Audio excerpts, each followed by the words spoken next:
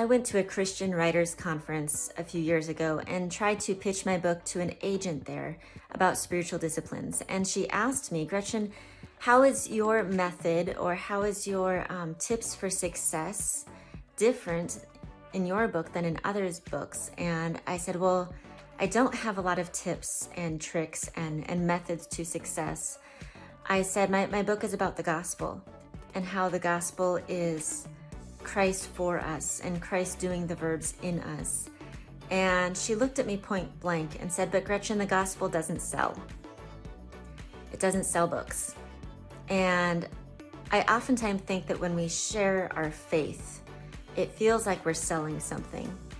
And it's probably because we're wanting to tell people what to do or how to have a successful life or how to live God's way. And in all reality, if we teach everyone how to do everything perfectly and we still have not given them Christ, then we are not on mission. The goal is to give them Christ.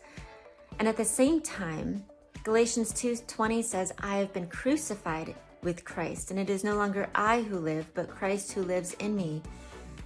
Being crucified with Christ involves a lot of self-death and saying that it is Christ alone is our salvation. That sometimes brings persecution. It sometimes brings hardship. That's a hard thing to sell, that if you believe in this wonderful gift, your life might be harder.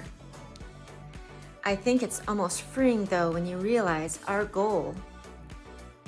mission isn't to give tips and tricks to a better life. Our goal isn't to make people do the things that we think that they ought to do. Our goal is to share Christ with them, to share the forgiveness of sins with them, that they understand the depth of God's love for them. And then the Holy Spirit is going to do what the Holy Spirit is going to do. That's freeing, and that's something that we don't even have to try to sell.